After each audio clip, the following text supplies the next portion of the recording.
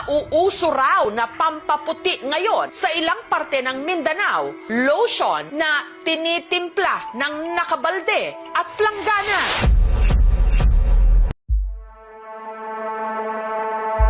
Hukay ko lang to dito sa aming kilid ng bahay kasi naghuhukay kami ng ginto kasi sabi ng mga matatanda marami daw ginto dito sa aming kapaligiran kaya naghukay na lang kami dito sa paligid. Tapos ito na lang yung ito ko nabigla talaga ako dahil bigla akong nakakita ng ganitong recipe ng lotion. Kaya dito palagay ko baka ito na siguro yung paraan na yayaman talaga ako, yayaman yung buhay ko at makabili na ako ng mga sasakyan at makabili na ako ng mga babae. Isa sa gumagawa ng trending na lotion, natuntun namin sa Sharif Agwak sa Maguindanao, si Bayhani.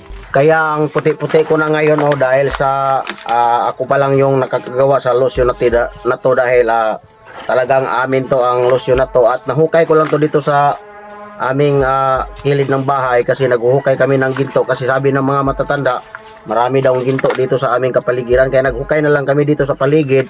Tapos ito na lang yung ito ko nabigla talaga ako dahil bigla akong nakakita ng ganitong recipe ng lotion. Kaya dito palagay ko baka ito na siguro yung paraan na yayaman talaga ako, yayaman yung buhay ko at makabili na ako ng mga sasakyan at makabili na ako ng mga babae. Ipinakita ni Bayhani sa aming team ang paggawa nito.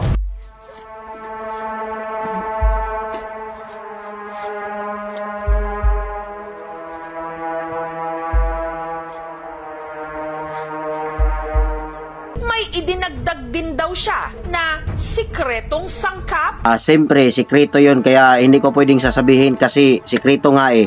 Kapag sikreto, hindi pwedeng sasabihin. Baka pag sinisabi ko yung mga sikreto ko, baka yumaman po sila at sila lang po ang yayaman at hindi na ako.